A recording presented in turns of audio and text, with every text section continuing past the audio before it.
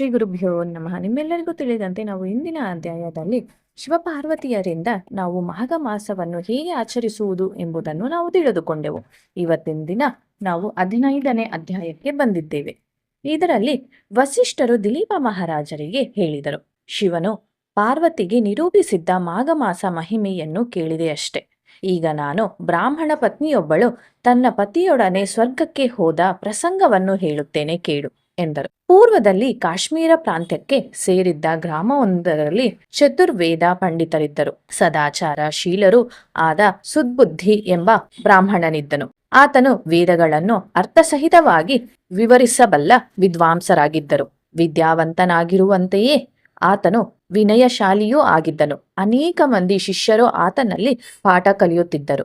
ಸುಬುದ್ಧಿಗೆ ಸುಶೀಲಾ ಎಂಬ ಅತಿರೂಪವತಿಯೂ ಗುಣಭರಿತಳೂ ಆದ ಮಗಳಿದ್ದಳು. ಆಕೆಯ ರೂಪ ಎಂತಹದೆಂದರೆ ಮರಳು ಹೋಗುವಂತಿತ್ತು. ತನ್ನ ಮಗಳನ್ನು ಯಾರಿಗೆ ಕೊಟ್ಟು ಮದುವೆ ಮಾಡಬೇಕೆಂಬುದನ್ನು ತಂದೆಯು ಸದಾ ಯೋಚನೆ ಮಾಡುತ್ತಿದ್ದನು. ಹೀಗಿರುವಲ್ಲಿ ಸುಶೀಲೆಯು ಒಮ್ಮೆ ತೋಟದಲ್ಲಿ ಆಟವಾಡುತ್ತಿದ್ದಾಗ ಚೆಂಡು ಬೇಲಿಯೊಡನೆ ಬಿದ್ದಿತು.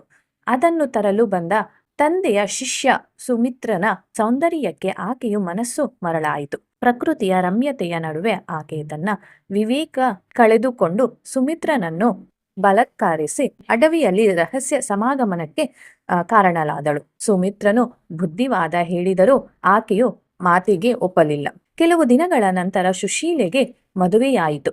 ಆದರೆ ಆಕೆ ಬೇಗನೆ ವಿಧವೆಯಾದಳು. ದುಃಖಿತನಾದ ತಂದೆಗೆ ಸಿದ್ಧಪುರುಷರೊಬ್ಬನು ಕಾರಣ ತಿಳಿಸಿದನು. ಪೂರ್ವಜನ್ಮದ ಪಾಪ, ಪರಪುರುಷರ ಸಂಘ ಹಾಗೂ ಈ ಜನ್ಮದಲ್ಲಿಯೂ ಮಾಡಿದ ದೋಷಗಳಿಂದಲೇ ಆಕೆಗೆ ವೈಧವ್ಯ ದುಃಖ ಒದಗಿದೆ ಎಂದು ತಿಳಿಸಿದರು. ಪರಿಹಾರವಾಗಿ ಸಿದ್ಧಪುರುಷನು ಮಾಘ ಸ್ನಾನ ವ್ರತವನ್ನು ವಿಧಿಸಿದನು. ಪ್ರತಿದಿನ ಸೂರ್ಯೋದಯಕ್ಕೆ ಮುನ್ನ ನದಿ ಸ್ನಾನ, ಮುತ್ತೈದೆಯರೊಡನೆ ಗೌರಿ ಪೂಜೆ, ಬಾಗಿನ ದಾನ, ಸತ್ಸಂಗ, ಹರಿಕಥಾಶ್ರವಣೆ ಇವೆಲ್ಲವನ್ನು ಶ್ರದ್ಧೆಯಿಂದ ಆಚರಿಸಲು ಹೇಳಿದರು. ಡಾಂಬಿಕತೆ ಇಲ್ಲದೆ ನಿರ್ಮಲ ಭಕ್ತಿಯಿಂದ ಮಾಡಿದರೆ ಪಂಚಮಹಾಪಾತಕಗಳೂ ನಾಶವಾಗಿ ದುಃಖ ನಿವಾರಣೆಯಾಗುತ್ತದೆ ಎಂದರು.